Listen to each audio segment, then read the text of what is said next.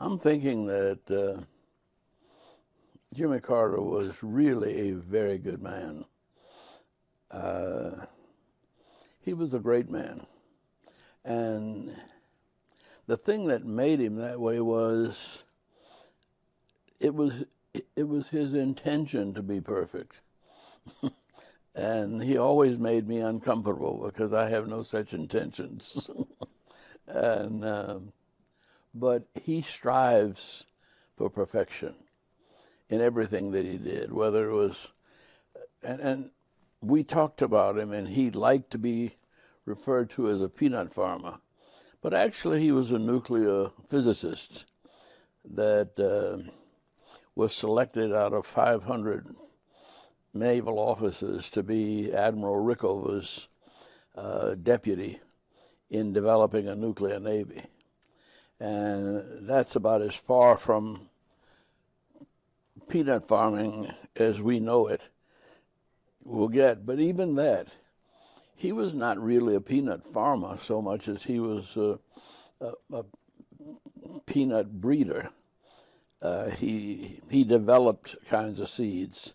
It was a seed and fertilizer factory that he worked on, and so he was always taking a very low profile and underplaying his stature and his intelligence, and wanting to be just one of the boys. So many people think Yeah. he was a very simple man.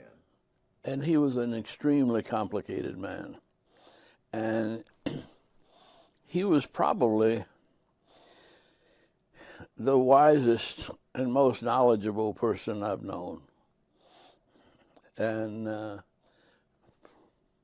because I never went to meet with him about anything in the world when he didn't know more than I did. And I may have been there, I may have grown up with some of the leaders in those countries, but he had always done his homework and he always knew his research.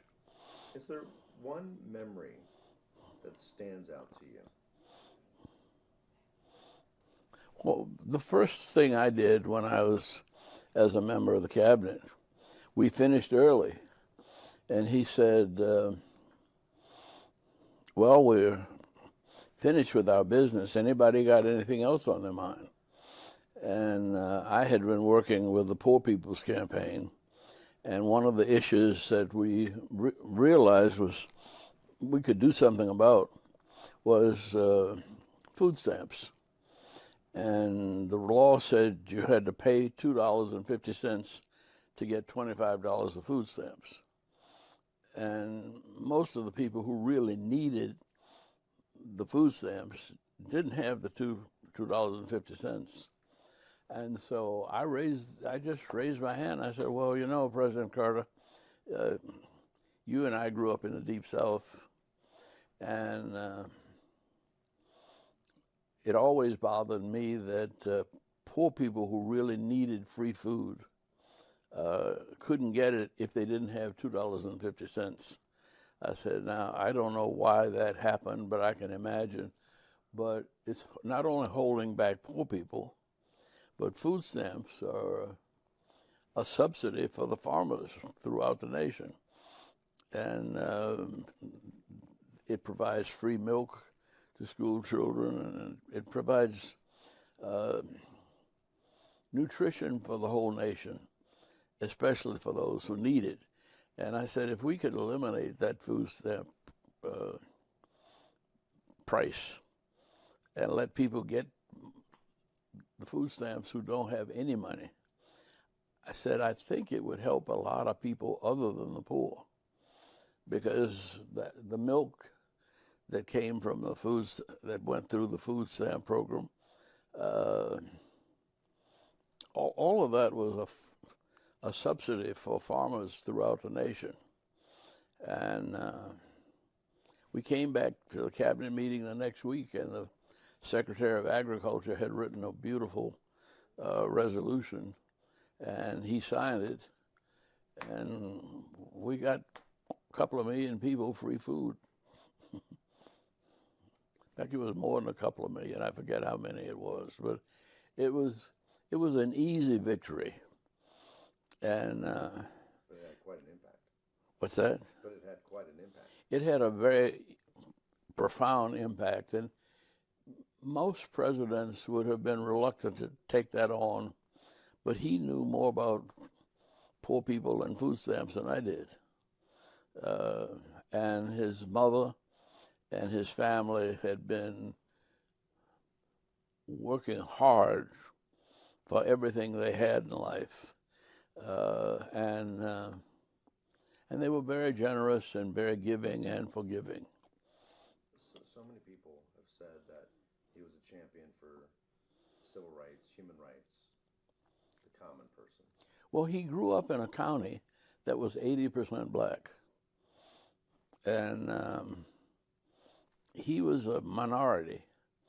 But his mother, who delivered him at birth and delivered Rosalind at birth, delivered most of the babies as part of the county public health program.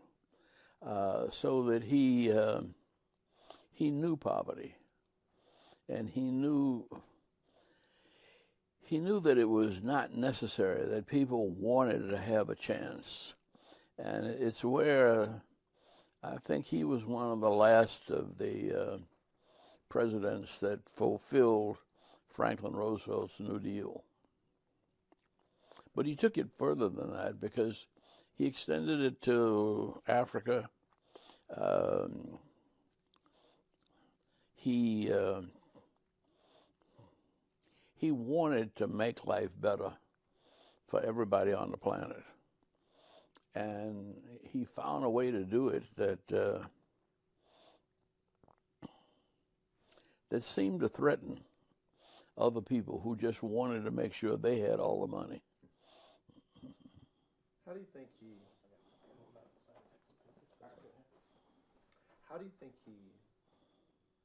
compared to other presidents before and after him? Well, I'm prejudiced, of course, because he's one of the few presidents I've known. But, well, I don't know another president that worked harder than he did. He was, on country boy work hours. He had to get up at 5 o'clock and milk the cow and feed the chickens and slop the hogs, and still make it to school on time, walking 2 or 3 miles. And he lived that way all of his life.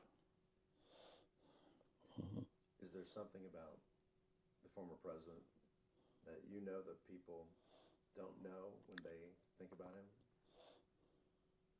Well, I know that he sincerely wanted to live up to the teachings of Jesus Christ and the Bible. And he never left or separated very far from the church. Wherever he was, if he was in the Navy, he was probably working with one of the chaplains in the Navy. The other thing is that I admire was that when the first black midshipman came to Annapolis, Carter voluntarily went to the commandant and asked if he would allow him to be his roommate. And he said, because as a rural Southerner, I had a very hard time adjusting.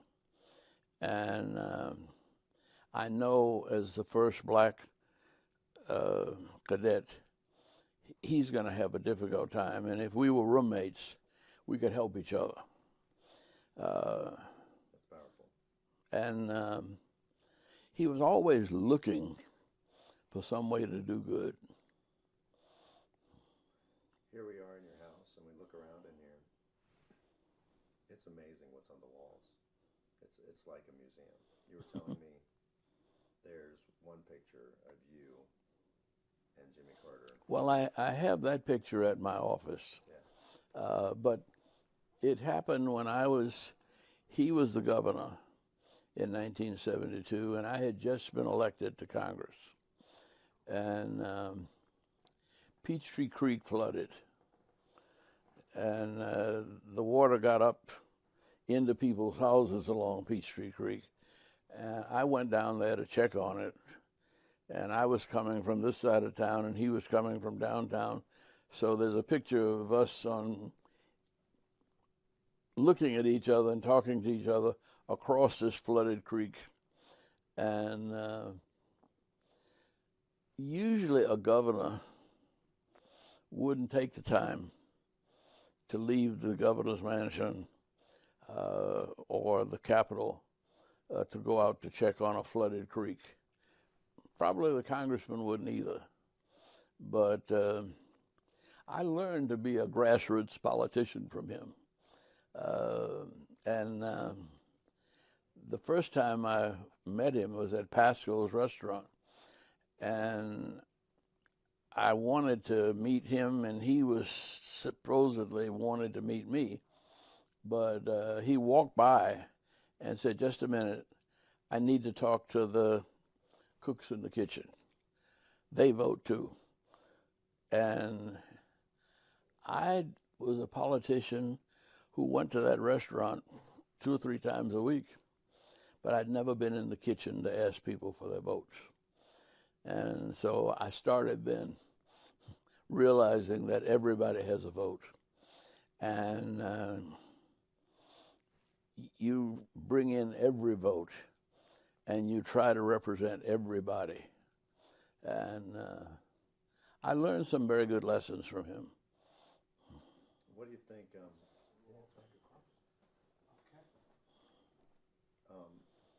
you think he changed your life? What's that? Do you think he changed your life?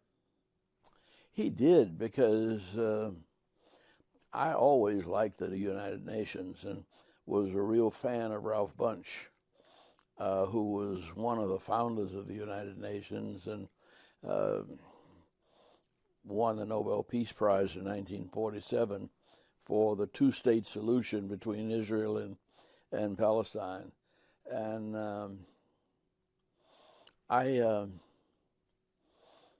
I followed Africa. In fact, I applied to be a missionary to Angola, where the president Biden has just visited. And I felt that I wanted to find some way to help people in the world that we had neglected. And when he asked me to go to the United Nations, it was really quite it was something I couldn't say no to. I could have stayed in Congress a lot longer. As it was, I was only I was elected twice, but only got to serve one term. Mm-hmm. What do you think the country is going to miss out the most by not having Jimmy Carter here on Earth? Well, we as a people are complicated. Everybody was afraid of President Carter because they thought he was too good. And I'm afraid that everybody's kind of afraid of the president-elect, because they've only heard bad news about him. And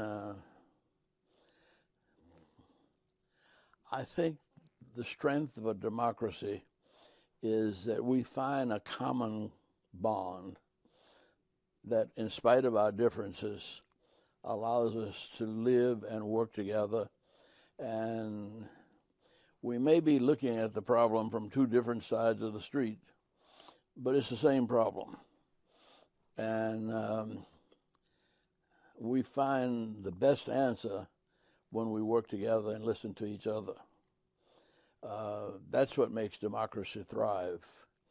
And I think we're pulling in different directions right now, but I think democracy will prevail. Lastly,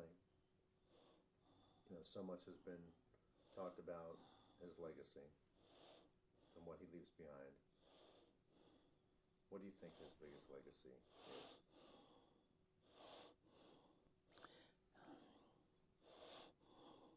His legacy was to strive for perfection. I think he was humble enough to know he would never achieve it, but that never stopped him from trying. It never stopped him from waking up an hour earlier than everybody else and working harder. It never stopped him from going out of his way to go all the way across the continent of Africa to wipe out guinea worm. Now, I thought I was an African student of Africa, but I'd never paid any attention to guinea worm. But he did. And his Department of Health with Dr. Fagey started the movement to put an end to smallpox. And I've been with him to a number of places around the world where we were trying to get people to immunize their children. And I think somewhere before the end of his life and my time in public life, we were able to announce that polio has been pretty much vanished from most of the planet Earth. And guinea worm, which we in America wouldn't know anything about, but it's an awful disease. But he personally presided over the elimination of the guinea worm from West Africa.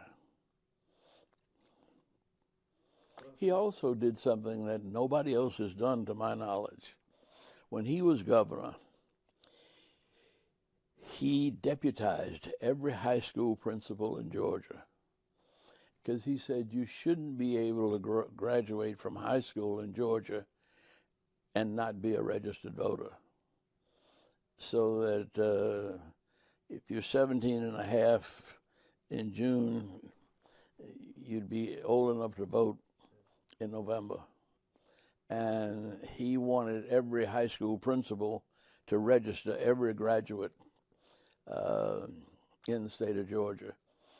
And everywhere he worked to make democracy work, because people working together in peace will be prosperous. Powerful. What else do you want to say that I didn't ask you about? Well, I have known, in fact, I really knew Miss Lillian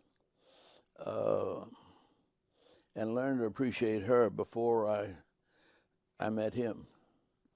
And she went to the Peace Corps in India when she was 66 years old, working with the health care of Indians in poor areas. And she had been the nurse for Sumter County. And in that capacity, because they didn't have a big hospital, she delivered most of the babies, black or white.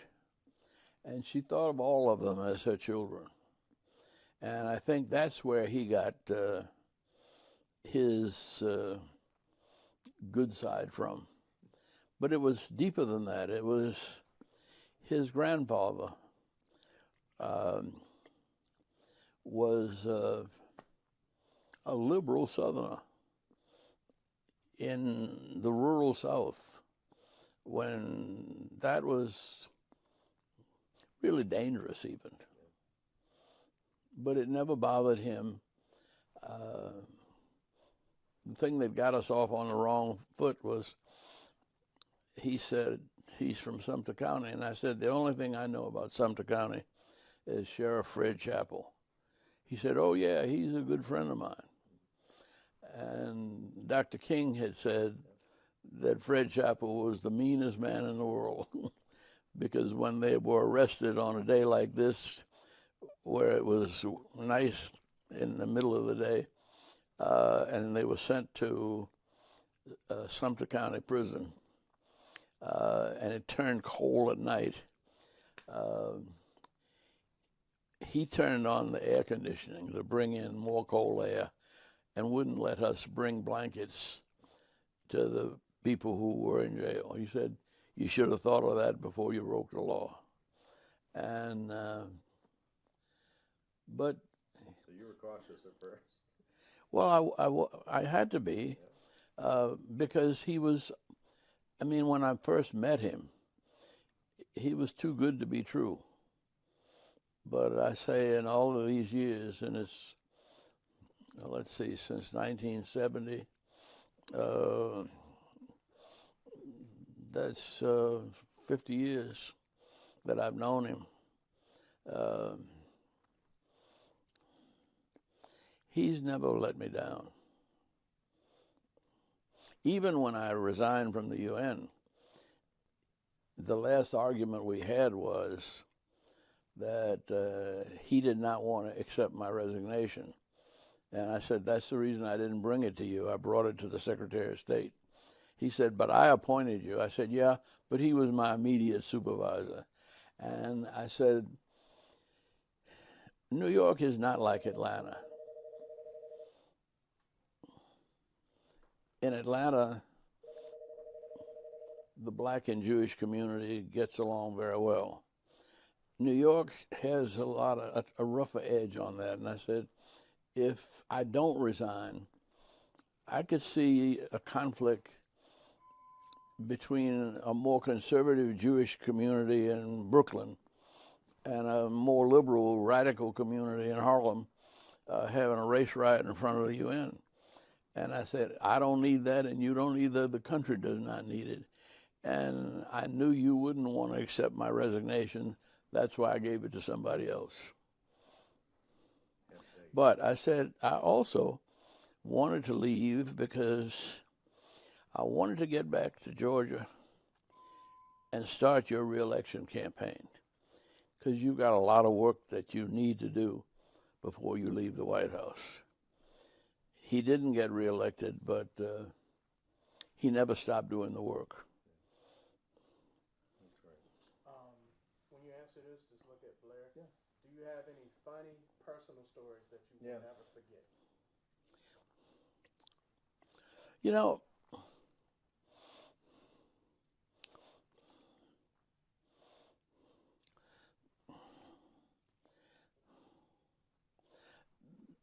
I really don't, because he was always so serious. Now, the people around him, the people who he brought to Washington with him,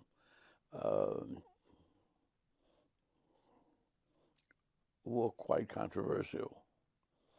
And yet he saw a good in them that helped him get to be elected president. And he always stuck with them. And everybody that's ever worked for him still believes in him and is very, very proud of everything we did. He was pretty serious most of the time. Yeah.